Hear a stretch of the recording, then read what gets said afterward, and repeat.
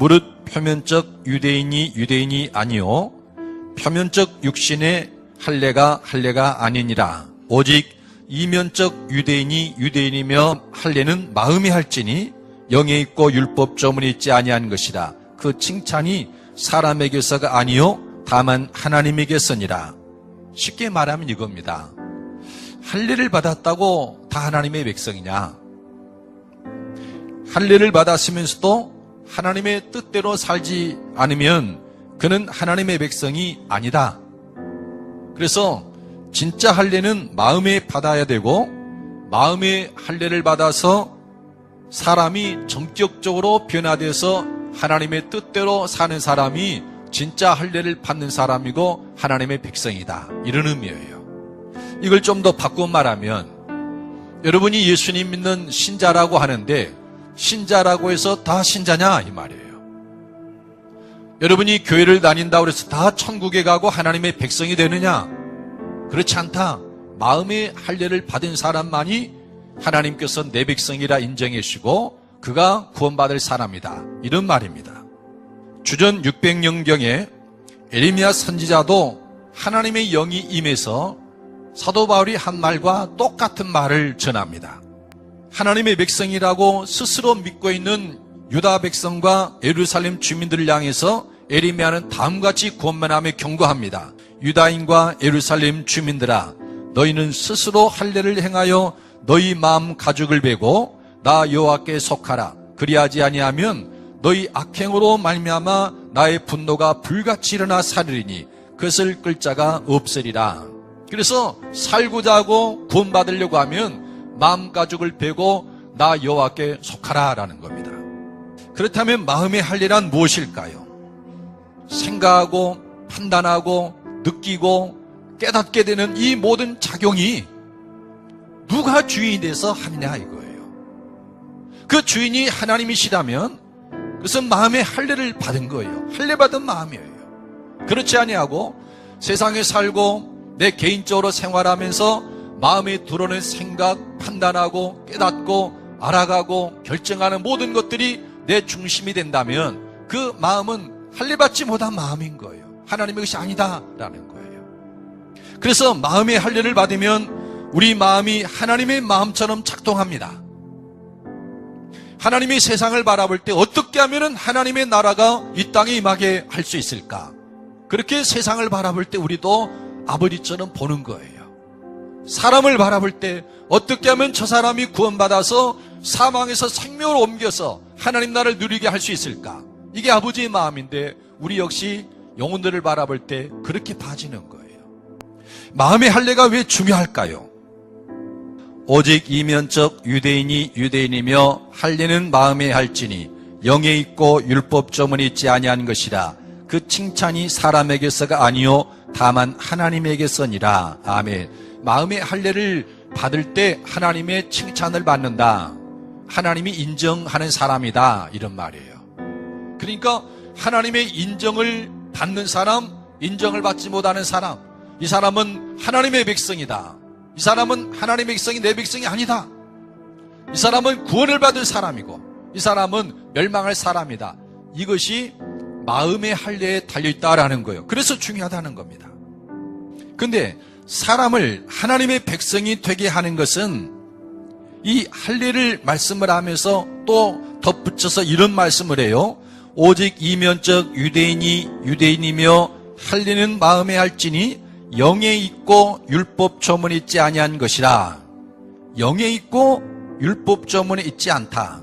그러니까 저나 여러분이 하나님을 섬기고 하나님 백성이 되기를 바라는데, 하나님 나라에 들어가길 바라는데, 우리를 하나님의 백성 되게 하는 것은 뭐냐?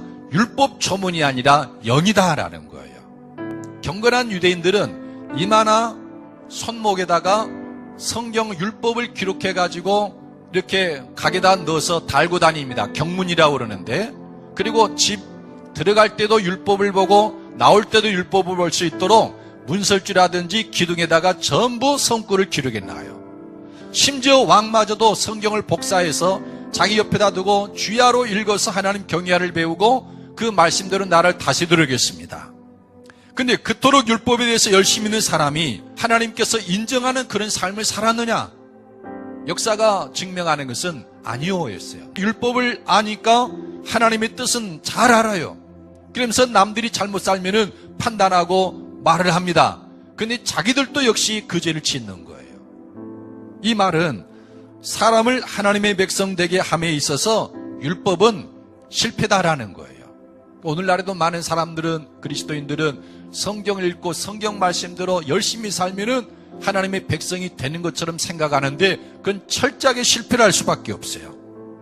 사도와 장로들이 이 일을 의논하러 모여 많은 변론이 있은 후에 베드로가 일어나 말하되, 형제들아, 너희도 알거니와 하나님이 이방인들로 내 입에서 복음의 말씀을 들어 믿게 하시려고 오래전부터 너희 가운데서 나를 택하시고 또 마음을 아시는 하나님이 우리에게서와 같이 그들에게도 성령을 주어 증언하시고 믿음으로 그들의 마음을 깨끗이 하사 그들이나 우리나 차별하지 아니하셨느니라. 그렇게 율법을 읽고 연구하는데도 변화되지 않는 사람들, 또 율법을 전혀 모르는 이방인들이 복음을 전하고 예수님을 전했더니 예수님을 영접하는 순간 다 변화되는 거예요.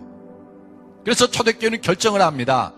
우리가 율법을 지킴으로 의롭다를 받고 구원을 받는 것이 아니라 오직 주 예수의 은혜로 구원을 받는다 결정을 하는 거예요. 이 사실은 초대교회 때도 사람이 하나님의 백성이 되는 그 참된 변화는 율법 조문으로 말미암는 것이 아니라 영으로 말미암는다라는 거예요. 성령으로 말미암아. 여러분, 신앙생활을 하면서 내가 율법 조문에 있는지 영에 있는지를 늘 생각해야 됩니다.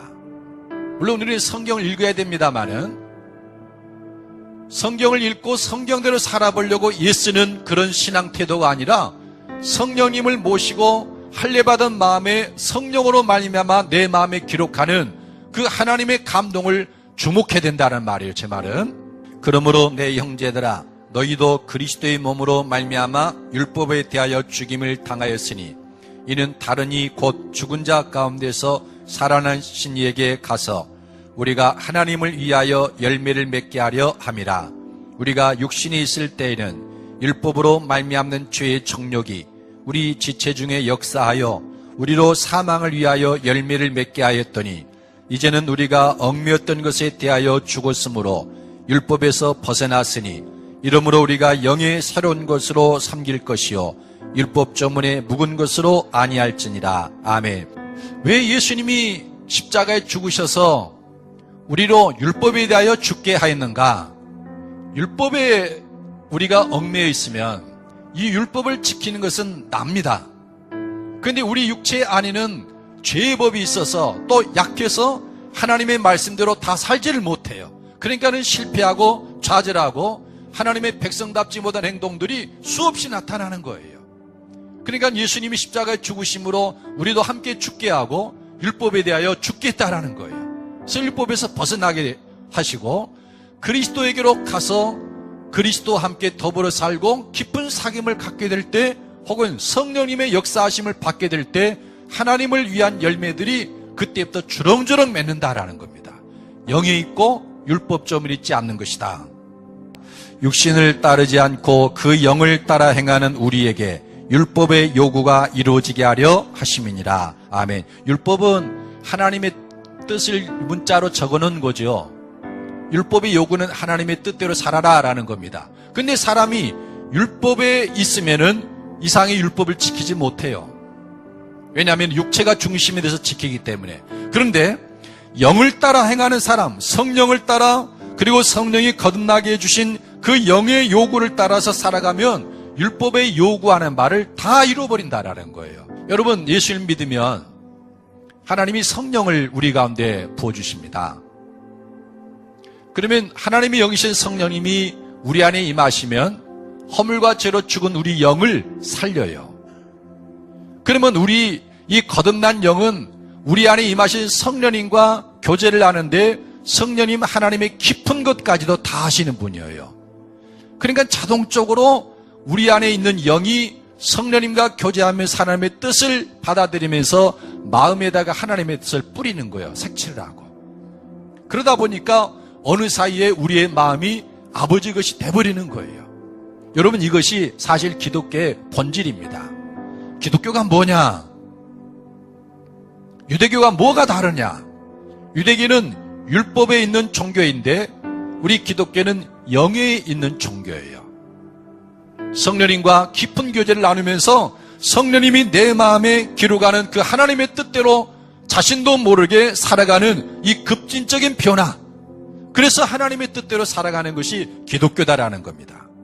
마지막으로 우리는 어떻게 마음의 할례를 하는가? 마음의 할례는 복음으로 말미암습니다. 하나님의 나라가 지금 밀려오고 있는데 이 하나님의 나라에 들어가려면 회개하고 복음을 믿으라. 근데 사람이 아무리 결심하고 회개했다고 해서 마음의 할례가 이루어지는 것 아니에요. 내가 하는 것이 아니기 때문에. 그러나 회개는 마음의 할례에 있어서 첫걸음이에요. 복음은 예수 그리스도께서 우리 죄를 위하여 죽으시고 우리를 의롭다 하시기 위하여 죽은 자 가운데서 사흘 만에 다시 살아난 것입니다. 이게 복음인데 이것을 믿으면 구원을 받는다는 거예요. 왜 그렇습니까? 수없이 제가 말씀드린 것처럼 그리스도께서 우리 범죄함 때문에 죽으셨다는 것을 믿으면 하나님이 그 믿음 속에서 나도 그리스도와 연합을 시켜서 죄에 대하여 죽게 만듭니다. 십자가에 못 박아서. 그래서 죄에서 벗어나게 해요. 그리고 죽은 자 가운데 살아나신 예수님처럼 하나님이 나를 죽은 자 가운데서 살립니다. 새 생명을 주시고 하나님을 향해서 수많은 열매를 맺게 하는 사람으로 그 사람의 마음에 할례를 행해버리시는 거예요. 여러분은 마음의 할례를 행하셨습니까? 할례를 받은 것 같습니까? 여러분의 마음속에는 하나님이 계십니까? 주인 노릇을 하고 계십니까? 그리고 하나님이 생각하고 판단하는 그런 일들이 내 마음 안에서 작동하고 있습니까? 여러분이 교회를 얼마 다녔는지, 직분이 뭔지, 어떤 모습으로 일하고 있는지 그것을 묻는 게 아니에요. 마음의 할례를 받았는가예요. 하나님, 제가 내 삶을 돌아보니 잘못됐음을 고백합니다. 주님, 회개합니다. 그리고 예수님의 죽으심과 부활의 능력을 믿는 거예요. 하나님, 나도 그리스도처럼 죄에 대하여 죽고 의에 대하여 살게 해주십시오. 하나님은 능히 하심을 너는 믿습니다. 여러분, 이 믿음을 가지고 승리하기를 예수님의 이름으로 축복합니다.